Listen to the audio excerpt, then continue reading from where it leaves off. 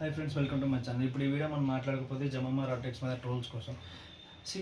ఆమె actually Indian player. India కోసం cricket ఆడుతున్నప్పుడు మనం ఇండియా మనం ఏ పాయింట్ ఆఫ్ వ్యూలో చూడాలంటే క్రికెట్ పాయింట్ ఆఫ్ వ్యూలో చూడాలా, అండ్ ఆమె ఆడే విధానం చూడాలి. ఇప్పుడు ఆమె ఒకవేళ మీకు ఆమె ఆట నచ్చక, లేకుంటే ఆమె క్రికెటింగ్ స్కిల్స్ మీకు నచ్చినప్పుడు మీరు కామెంట్ చేయండి, మీరు ట్రోల్ చేయండి, అది ఓకే. బట్ ఆమె ఏదో ఒక జీసస్ అన్నదని దాన్ని పట్టుకొని ట్రోల్ చేయడం అనేది ఇది యాక్చువల్గా నా పాయింట్ ఆఫ్ వ్యూ. అది ట్రోల్ చేయడం నాకు అసలు నచ్చడం లేదు. ఇప్పుడు ఇప్పుడు మా బయట కంట్రీ నుంచే తిరుపతి గుడికి వచ్చారు, లేదా అరుణాచలం గుడికి వచ్చారు, లేదా ఇండియాలో ఏదో ఒక మా బాగా ఫేమస్ అయిన గుడికి వస్తారు.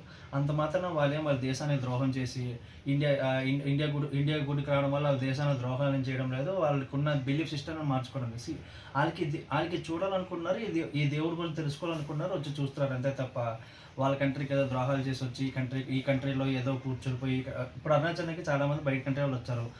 వచ్చినంత మాత్రాన వాళ్ళ కంట్రీకి అన్యాయం చేయడం లేదు కదా, వాళ్ళ దేవుడికి ఏమో వాళ్ళు అన్యాయం చేయడం లేదు. ఇది జస్ట్ బిలీఫ్ మాత్రమే. ఆమె ఆ విన్నింగ్ స్టేజ్లో, ఆ విన్నింగ్ మూమెంట్లో జీసస్ అనే మాట మాట్లాడిసి, ఇప్పుడు ఆమె ఆ రిలీజన్ జీసస్ అనుకో, ఇప్పుడు ఆమె దాని తప్పే మాట్లాడలేదు కదా. ఇప్పుడు అదే ప్లేస్లో మనం ఏ రాముడికో, ఏ శివుడికో జై జై జై శ్రీరామ్ లేకుంటే శివయ్య ఎట్టు అనుకున్నప్పుడు మనం ఎట్లా తీసుకున్నామో, ఇప్పుడు ఆమె ఒక దేవుని బిలీవ్ చేసుకున్నట్టు ఆ దేవుని అన్నది.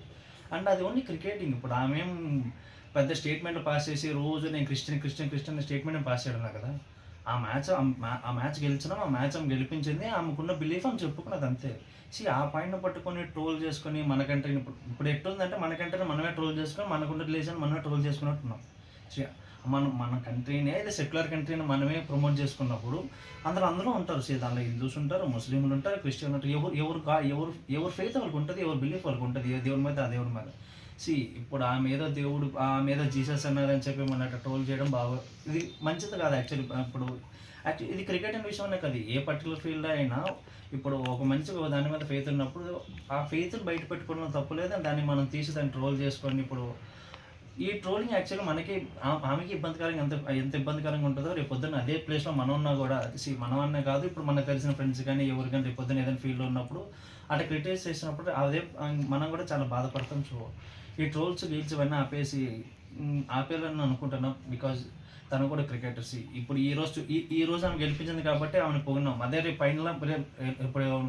ఫైనల్ ఉంది. ఆమె మళ్ళీ ఫైనల్లో సెంచరీ కొట్టి గెలిపిస్తుందని మనం ఎక్కడైనా అనుకోవట్లేదు. ఏ రోజు ఏదైనా జరుగుతుంది.